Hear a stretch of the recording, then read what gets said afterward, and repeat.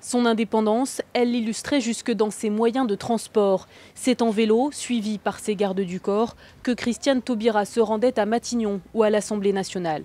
Oratrice reconnue, capable de prononcer ses discours sans notes, l'ex-garde des Sceaux est un monstre de culture. Aux critiques de ses adversaires politiques, elle répond par des poèmes.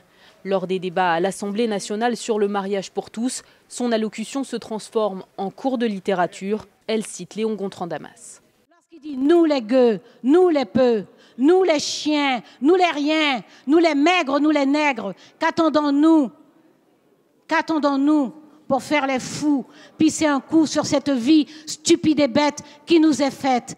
Christiane Taubira a ému l'Assemblée et elle l'a souvent fait rire, parfois aux dépens de ses détracteurs. En juin dernier, c'était Éric Ciotti qui en faisait les frais. J'avoue que malgré toutes ces années passées, vous conservez pour moi quelque chose de mystérieux.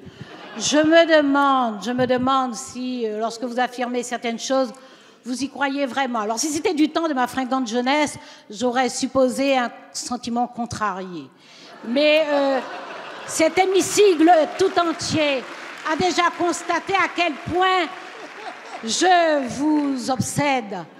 Cette ordonnance est devenue illisible, incohérente, et vous vous livrez à un exercice solitaire lorsque vous prétendez qu'elle était efficace.